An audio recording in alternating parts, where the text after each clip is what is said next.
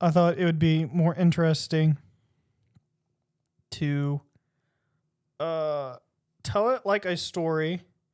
But I'm going to read it. And so some of these details are a little embellished or like flair for the sake of the story.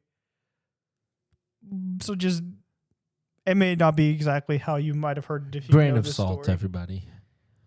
But Do you need ambiance music? no. Andrew, I know, knows this story. Do you know the story? I'm pretty sure. Does it have to do with them eating something that turns their skin green? No. Okay. It does. They do. It has. There's food involved, but it's not Nice. them being green. Okay. I might be thinking of something different. Anyway, tell me. long ago, in the old days of England, also known as the 12th century, the world was full of thick forests, church bells, muddy lanes, and mysteries whispered by candlelight. There was a village called Woolpit. Woolpit. It wasn't a great city or a place of kings or a place where armies marched with banners flying.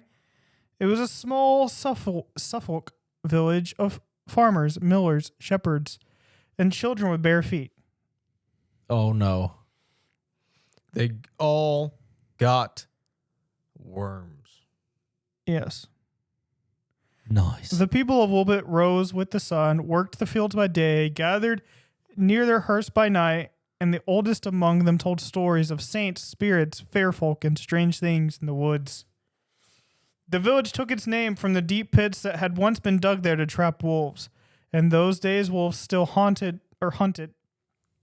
In those days, wolves still prowled about the edges of the known world, and mothers warned their children not to wander too far beyond the fields. Stay where the bells can find you, they would say, for if a child could still hear the church bell, then perhaps they had not strayed too far from home. One harvest season, when the fields were golden and the air smelled of wheat, apples, and damp earth, something happened that no bell, no priest, and no wise person could explain. They were out in the fields that day, cutting the grain beneath a pale sky. Sickles flashed in the light, and the sound of work rose and fell like the breathing of the land itself. Children ran along the hedgerows, and a few dogs slept in the shade. From near the old wolf pits there came a sound. It wasn't the cry of a fox, the howl of a wolf. It was not the voice of any child the villagers knew. One worker stopped and lifted his head. Did you hear that? Others paused. Again the sound came, thin and frightened, like two small voices calling. The villagers hurried toward the pits, expecting to find lost sheep or a child fallen from the path. When they reached the edge and peered down, they saw something that made them draw back and cross themselves. At the bottom of the pit stood two children, a boy and a girl. They were small, 7 or 8 years old, dressed in garments unlike anything the villagers had ever seen. Their clothes were strange and cut in color and made from cloth that didn't seem to be from this world. But stranger still was their skin. They had green skin. Related to reptilians. They were reptilians, and they jumped out of the pits and clawed off their faces. That's not what happened. Not again. Their skin was green, soft and pale as new leaves in spring, with the faint glow beneath it, like sunlight passing through a blade of grass. The worker stared, and the children stared back. The girl took the boy's hand.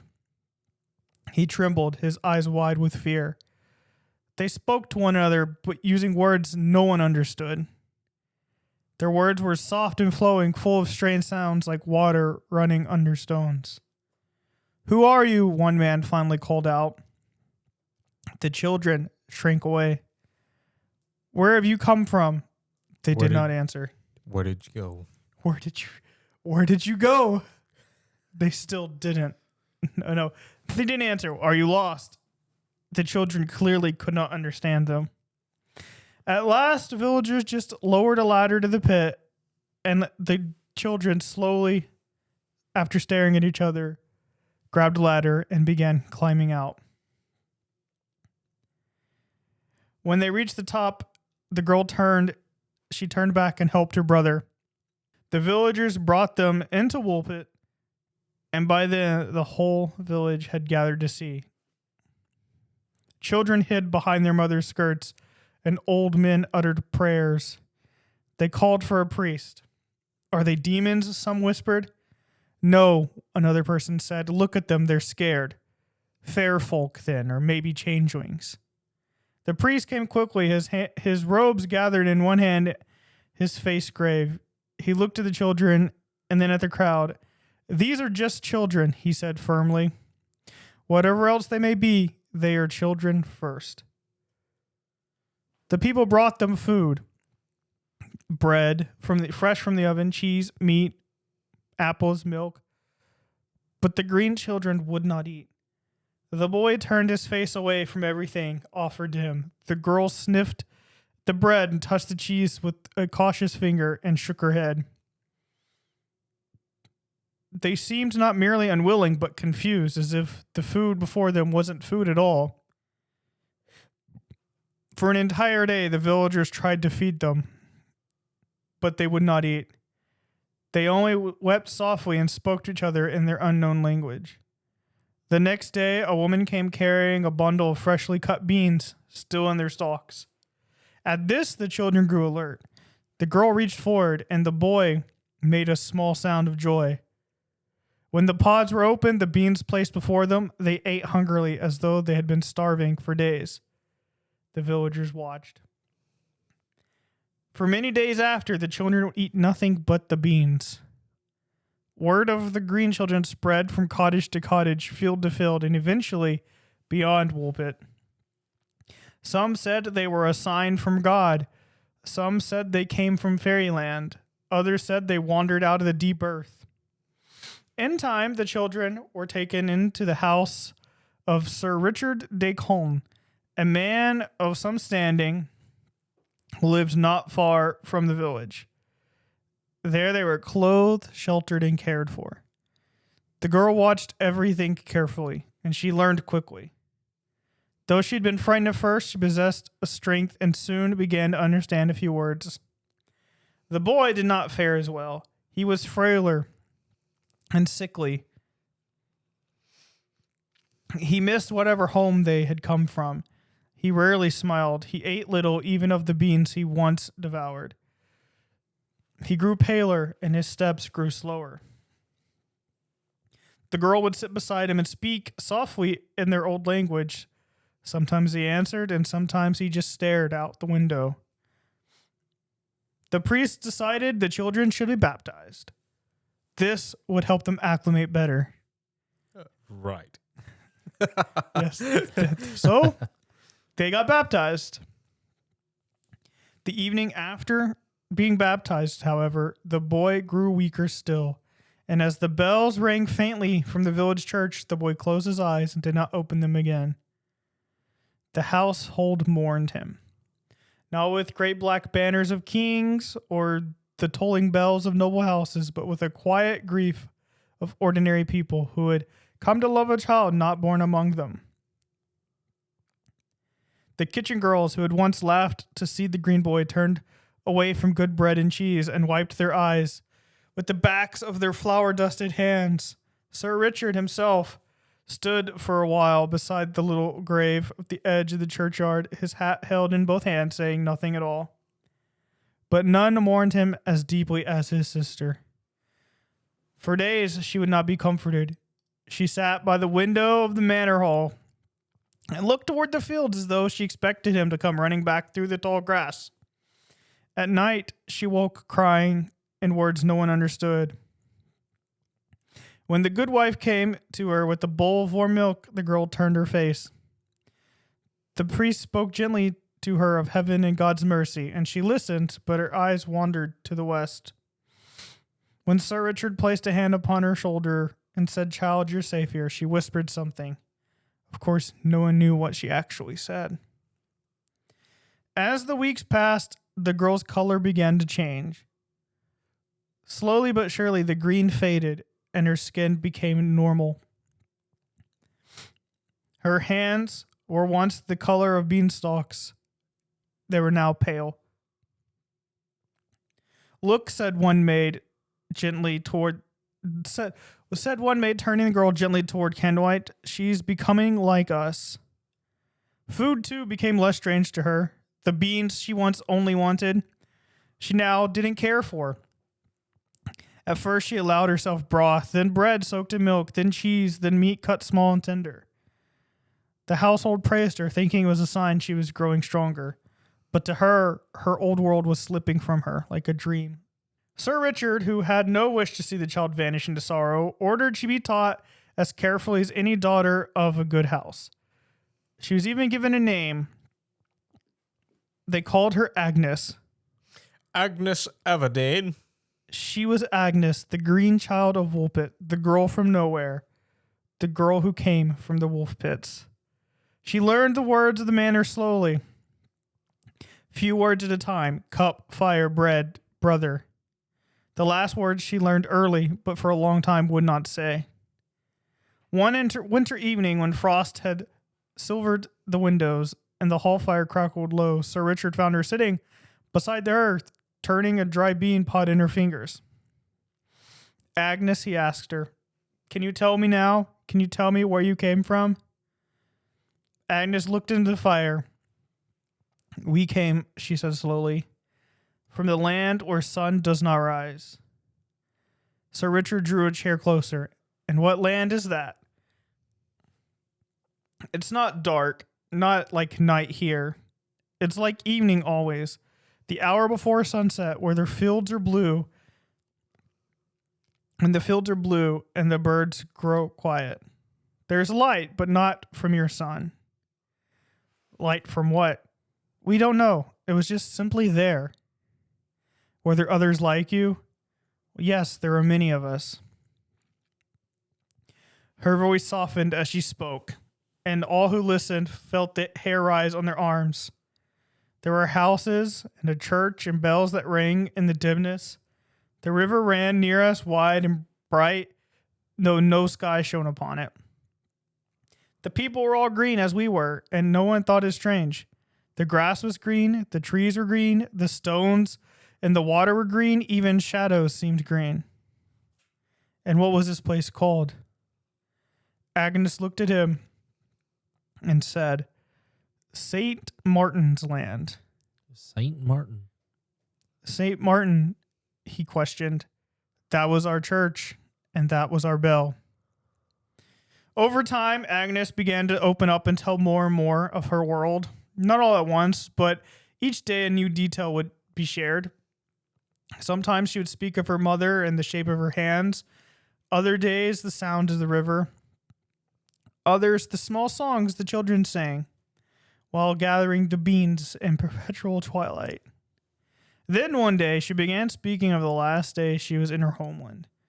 She and her brother had been tending their father's flock. Though the creatures she described didn't sound like sheep. Their wool, she said, was soft and pale, but their eyes shone like whetstones, and their horns curled backward in delicate spirals. The two children had followed their flock further than they were allowed. We heard bells, but not our bells. Not the one from St. Martin's. It was a different sound. What kind of sound? It was loud and deep, coming from the ground as though the earth had a throat. The children followed the sound across the field into a hollow place where the grass grew thick around a dark opening. It wasn't a cave, nor a tunnel. Agnes struggled to describe it. She said it was like a road folded into the ground, like the space between sleeping and waking. Her brother wanted to go back, but she took hold of his hand, and with a sigh, he went forward, Agnes following right behind. We only meant to look, she said. Then at once the bell sound grew louder. It rolled around until they could no longer tell whether it came from ahead or behind. The air smelled sharp and cold. Darkness was not empty, but crowded with shifting colors, blue and silver and gold, like light seen through deep water. And they walked. Agnes could not say whether it was for a moment or for a day. And then suddenly there was wind. Hot sun, shouting men, and the two children found themselves in the harvest fields of Woolpit, standing beside the old wolf pits where beasts had once been trapped and killed. They'd come out of the earth into a world too bright for them to bear. The people of Woolpit never tired of hearing the tale, and some believed it more than others. But the children believed it entirely. They followed Agnes when she walked to church, whispering behind her their hands, hoping she might show them a secret door and take them to St. Martin's Land. The old men said they believed none of it, and then repeated the story in the alehouse with great seriousness when strangers came through. The priest wondered if the children had wandered from some lost settlement far off, but even he could not explain their language, nor the way they had appeared so suddenly, nor their clothes. As for Sir Richard, he kept his own counsel. He had seen many children lie, and Agnes did not behave like them. She spoke of St. Martin's Land not as one inventing wonders, but as one remembering the past. Such things are difficult to counterfeit. Years passed. The green left Agnes entirely. Though some swore in certain lights you could still see shades of green in her skin. She grew into a young woman, quick of speech and quicker of temper, with dark eyes that seemed always to be looking past whatever stood before her. She learned to spin and sew, to manage a household, to answer questions without giving too much away. She laughed more often as she grew older. Some say Agnes married a man from King's Lynn named Richard Barr, and they lived a long, ordinary life. Others say she never aged quite as the others did, and that her hair silvered late and her eyes stayed young long after her hands grew thin. So she aged slower. Yes. Did it say how long she lived? No. Some say she had children of her own, and that one of them was born with a faint green cast. For some reason, I thought you were going to say blue. She had kids, and they were blue. For some reason, I thought you were going to say blue. Some say when she was very old, she began speaking again in the language that no one had heard since her brother died. Some say on the last evening of her life, when she lay near the open window and the spring air moved softly through the room, she heard bells.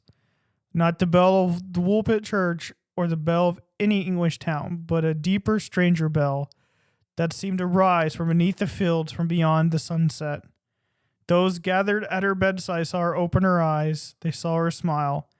For a moment, they said, the room filled with a greenish light, like evening reflected in clear water. Agnes lifted one hand as though reaching for someone just beyond the door. Brother, she whispered, and then she was gone. Sad. So what do you guys think? I think she's fake. I've heard this story before, like you said. It's very interesting, the fact that this story has stood the test of time. So it's most likely real. Not guaranteed. There's not good documentation or anything, but Right, the especially going idea back of then. two children showing up in this town and speaking a language. There were two writers, Ralph of Coggeshall and William of Newburgh, who both wrote about it around the same time, and it would have been the same time period this would have was happening. It was in the late 12th century. Both of them wrote about it. Their accounts are, the core details are the same, but some smaller details, such as the one says the boy died before being baptized. The other said it was like the day or so after. One of them describes the world they're from as entirely green. The other one said she called it whatever. Yeah. The Grinch. Some of their stuff kind of doesn't match up, but it's super minor stuff, nothing major. But two people were written about it, and then there's like other, not directly about it, but kind of references to this happening. So So I think historians think most likely what happened was two children showed up that were immigrants they were Flemish immigrants. So they were wearing Flemish clothes, which would have been weird to the people. They would have been speaking their language. Flemish? Yeah. What's Flemish? Hold on. Flemland. Flemish immigrants who arrived in eastern England during the 12th century were later persecuted after Henry II became king in 1154.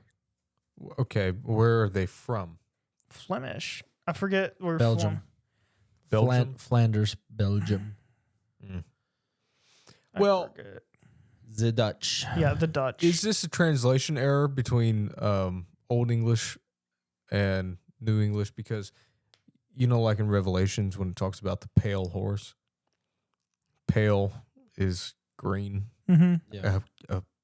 a light green color.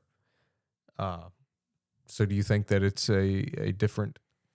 Probably their skin was just a slightly different color. Yeah. And then being there and being in the sun or whatever. And some people even say they maybe their diet was so poor that their skin had changed colors, but then like once they started eating.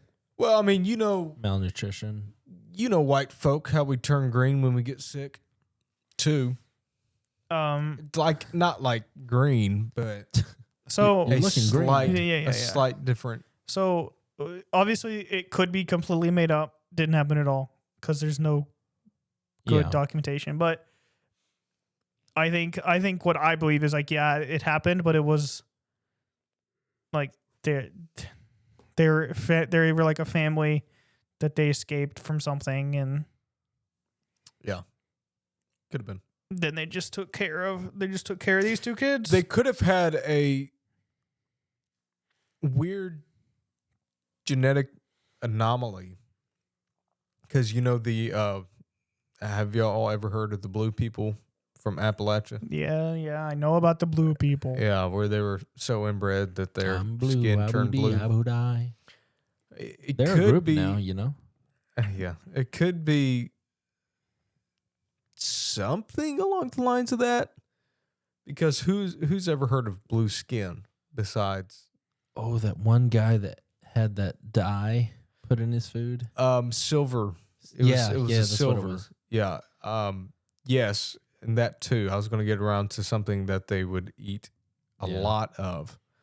But maybe they had a genetic anomaly that when they ate a lot of vegetables, a lot of chlorophyll, that it also Maybe they were part plant. Whoa. that it could have also changed their skin color too, because there's a lot of animals that do that. With what they eat changes the color of either their fur, their feathers, or Octopi, their skin itself. chameleons. Well, those, they actually physically change their skin color based on light reflection. A lot of them do. I don't know about chameleons. Anyway, it could be something like that. Or they could be fairies. Could be fairies, fae folk. You never know. Or Man. they literally came from the land of Twilight. And Well, if you Saint believe Martin's land. if you believe in the hollow earth theory, right? I don't, so Well, let's say you do. You said no more political do things. not spread misinformation about me. I do not. Let's say you do because you told me you do one time. This is slander and lies. My opponent here believes in hollow earth. Yeah, it could be where they are living. There's a lot of creatures that have bioluminescence and also possibly mushrooms that have bioluminescence. And that bioluminescence is green instead of what a lot of other creatures are is blue. Speaking of mushrooms, I found huge mushrooms in my yard. Congratulations. They're called deer mushrooms, apparently. Deer? Yeah. That's what Bobby told me they are. Are they shaped like deer? No, sadly. What about a not deer? Yeah, so they should be the not deer mushroom. Anyway, that's like the more extreme circumstance of a hollow earth theory. Yeah. Or it was just two kids that were bored. They said, let's kept a secret for life. Let's just go mess with Woolpit. They're idiots over there. Sure. Or, like you said, they're bored and they could have dyed their own skin. And over time, because you know how they didn't bathe, but like once every couple months. Once a year on their birthday. Yeah. So Oof. that dye took a long time to come off their The skin. one kid It was just really bad fake tattoo. So it could have been multiple of things. That's, that's what I gotta say. Cool. What's your thing? Tinfoil. I think if they thought it was real, well, I think they thought it was real. Let me say that, because the one kid died, and if it was a joke, the other girl either really wanted to keep the joke going, or she believed it was real. She's like, he died. What do I do? Oh no, it wasn't supposed to go like this. They tried to baptize her. He died. True. What will make them feel better at home? Let's put them through some water ritual they don't know anything about. Dude. I don't know how they baptized. So yeah, might have I don't know. Sprinkle or Dousing them with water, dumping them in. I don't know. Well, the kids' church sounds. What was it called? Catholic. Saint what? Martin. St. Martin's Land. St. Martin's Land. Who is St. Martin? Did you ever look that up? No. I didn't. And where is his land? He owns some land in Nevada. That's where they're from. Why Nevada? I don't know. An island in North America. Yep. In North America. Let me look. Who is Saint Martin? Saint Martin typically refers to Saint Martin of Tours, a Roman soldier who became a monk and later the Bishop of Tours, France. 316. Martin's a very common name, though. 316 to 397 AD. Doesn't sound like they're St. Martin. Or was he Mexican and his name was Saint Martin? Martin. Hey, Martin. Martinland. Who knows? There's a plethora of reasoning for this to happen. Either way, she kept it till her death, so she stuck to it. Well, that's my story, and I'm sticking to it. I think that the villagers didn't understand what was going on, and this was just their way of coping with it, Possibly. and they just made up. Possibly.